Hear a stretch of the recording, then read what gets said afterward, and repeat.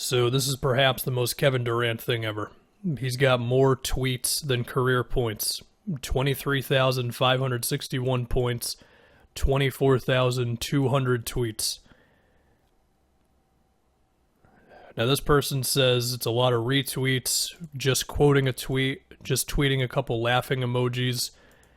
He does do this, and I would call these non-tweets, but then he has the back and forth with Shannon Sharp, and then it's all kind of worth it. Now, in even more true Kevin Durant fashion, he replied to this by quoting a Pusha T line. He's a legend on the court, and he's a legend on Twitter. He's also a legend in the business world, if you didn't see that he had a recent investment that's now worth like $100 billion or something. His infamous drink her bathwater tweet, Erykah Badu thicker than a kindergarten pencil. Did he say that? Kevin Durant is really one of us, plus a whole bunch of money and whatever else. Besides Kevin Durant, the big thing in the NBA last night was, of course, this Luka shot. And Luka's expression after this is the best, because he just has this moment of like, yeah, man, I'm just that good. I don't know what to tell you. Does he actually think that was going in? I don't know. I mean, this is definitely a bit of like, okay, I guess I'll take it. Which is basically my entire life. And Dallas has been very good for like the last month or so.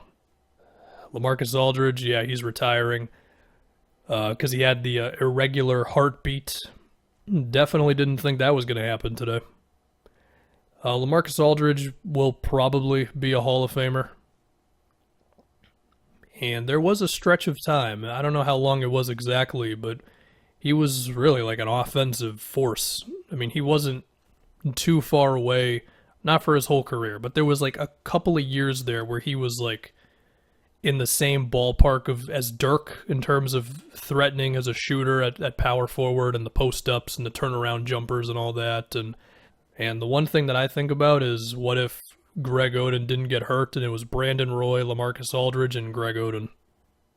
In fact, look at this. The trio of LaMarcus, Brandon Roy, and Greg Oden played 62 games together. They had a 50-12 record. Would Dame have still happened? Or would they have been too good to draft Dame? I don't know for a fact on that one.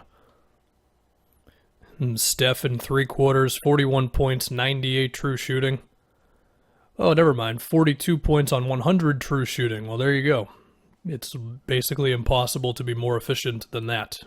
I mean, technically it is, but, I mean, if you go 11 for 16 from 3, you couldn't have played any better. He has to play this well for the Warriors to get into the playoffs. I mean, not 41 points good, but, like, he has to be basically this. Or close to this, if you will. If they could just solve the minutes when he's not sitting, they would be great. But it's probably not going to happen. Speaking of which, Steph going through the entire Thunder defense chucks the 3. I love how it's become so casual at this point for Steph Curry to just have one of the best 3-point shooting games ever. Like, I remember Kobe's 12 threes at one time was really viewed as this unstoppable thing. And now it's just like, oh, Steph had 11 threes, cool. Pretty sure he had 10 in the previous game. Kawhi starts laughing, quickly realizes he's not allowed. Look at him. This is like a relic in time. It gets even bigger. Look at that. What was he even laughing at? Was it something on the Jumbotron? It must have been, because I don't know if anybody else said anything that funny. But then, of course, just right back to it. The Clippers have been rolling a bit. I think they have not lost since they got Rondo. And, I mean, the thing is, like, nothing they do is going to sway people from questioning them in the playoffs, which I think is fair, given, of course, last year. But they have been on a roll. Grayson Allen, yeah, he had to miss these 2 free throws for Luka to get that shot off. I know that this is, like, not his best moment, but can we give some credit to Grayson Allen for kind of, like, being a pretty decent role player? Like, a guy who can make threes and be tough and be the nuisance that he was at Duke, even if he's going to brick these 2, of course. And Steve Kerr physically restrained Steph from going back in the game. This is like Kobe and Phil Jackson. This is like There's very few player-coach pairings where you can just be like, I'm going to get up and go back in the game. And the coach is like, hey, chill. Like, if a role player does this, Steve Kerr is just like, what the hell is wrong with you? Ooh, more Steph stuff. Why not? I feel like Steph Curry is like the most fun guy to watch. Maybe Kyrie is number one, but Steph just does a bunch of stuff, man. Very interesting play. Something that Terry Stotts and the Blazers should think about. You know, you fake a handoff, go the other way, and then you get the defense just being like, what do we do right now? Popovich, unique play with 0.2 seconds left. I actually have not seen this, so I don't know what's about to occur. What could you possibly do? All right, there you go. That was great. That was basically my life, you know? High expectations, and then it's that. Boston Celtics ends the Paul Pierce Instagram Live, 6-1, including 4 current game winning streak. Are we crediting the Paul Pierce thing? I mean, I'll do it for the meme, but I would just like to say Jason Tatum kind of goated. Just want to say that. Jokic throwing a temper tantrum definitely helped in that Denver game. And as for the Blazers game, man, I'm officially all the way back in. But they do have the Lakers in LA, and that's going to be a tough one because the Lakers have been playing really good defense without LeBron and AD, so I'm expecting a close game. CJ McCollum's brother attempts to defend CJ being called a bad defender, not realizing a higher defensive rating is worse.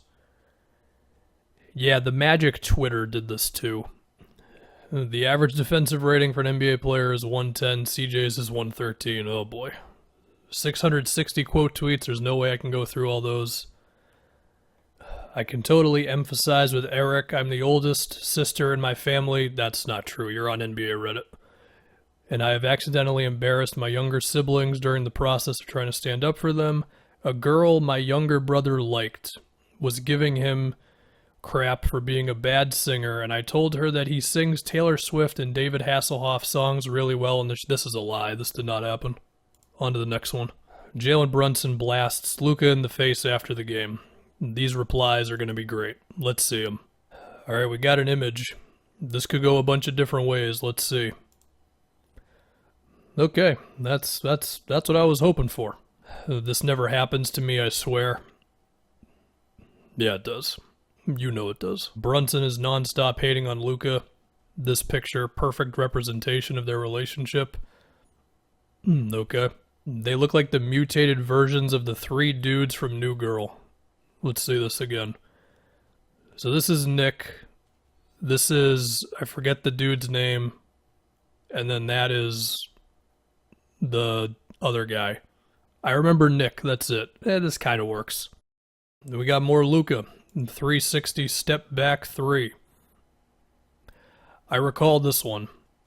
I was in the middle of a podcast, and I had to pause the podcast for a second, because that doesn't even make any sense, but I did it for some reason, to just appreciate the moment. It wasn't the worst defense by Dylan Brooks, it's just, Luka. Since I did that video about his 3-point percentage not being great, his 3-point percentage has been amazing, so there you go. The Bulls just lost to the tanking Magic, 3-8 since Vooch trade. Yeah, man, I already did the video. They got a lot of work to do this offseason. They got to surround those two with defenders, passers, and I mean they're already out 2 picks, so it's a little tougher to make moves, but they got to do something. I mean, Thad Young, Satoransky, those are the type of guys you want around those two, but still need more, clearly. Donovan isn't a particularly good coach. Yeah, Donovan's definitely better than Boylen, but I think the Bulls need a hard-ass type of coach. It's just Boylen was terrible. Donovan's a little more chill. Like, to me, the perfect coach for them would have probably been like Steve Clifford, but of course that wasn't going to happen because he wasn't available. You could say Tibbs. That would have been something, I don't know. Lowry and DeRozan share some laughs during the Spurs-Raptors game. I want to appreciate this getup from Kyle Lowry. This is the most, like, I have 3 kids getup ever, and it's fantastic. I have no idea if he has kids. Very wholesome moment. Very good. Embiid basks in the glory of the home 76ers fans after the and one. My favorite subplot is how the Sixers are scared of the fans, which is why they're so good in Philadelphia. Hey, whatever it takes, you know. And Steph Curry passes Wilt to become tallest player in Warriors franchise history. It's fair. Embiid one-handed circus shot. So we got him basically looking like a two-guard, hitting DeAndre Jordan with a Euro step. Shaq was extremely skilled. Oh yeah, I mean, the guy had all sorts of gracefulness, and it's not like he couldn't dribble. Like, he could make a power dribble and keep the play going, and I think he at one time had like the highest vertical ever recorded or something. Also, he hit like 12-foot hook shots all the time, which I guess you could consider being a shooter. Maybe not 12 feet, but like, you know, he had some distant hook shots or push shots, whatever you want to call them. He'll argue with anyone that peak Shaq was the best center to ever touch the basketball. Dude, peak Shaq might be just the best player ever. I don't know how long peak Shaq lasted, but it was like, I don't know, 3 years of just being unstoppable. Let's watch some more Embiid scoring on DeAndre Jordan. Why not?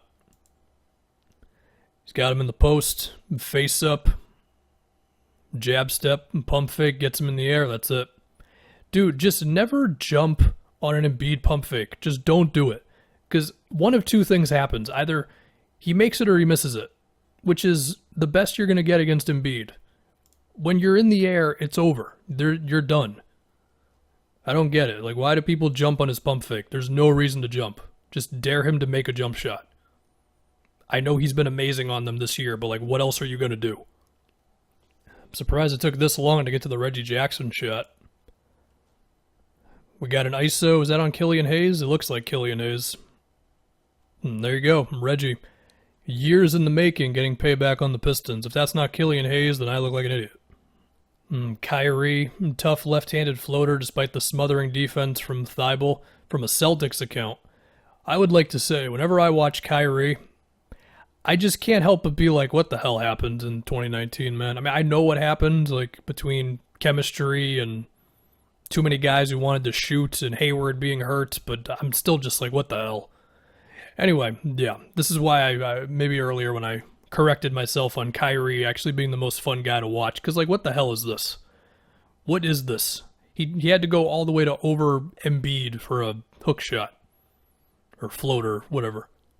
Gary Payton II, 10 points, 3 boards, 4 steals. I'm telling you, this dude, he is a defensive god, and if a good team ever picks him up, it's going to be a thing. He's going to be the new Lou Dort. Although the Warriors are like kind of okay, you know what I mean. I would like to expose one person though. This guy. Been watching Warriors games lately for this reason alone. Ignore the big ad. He's played 3 games with the Warriors. 2 of them were 14 seconds. He played 9 minutes finally. You have not been watching Warriors games for Gary Payton II, guy.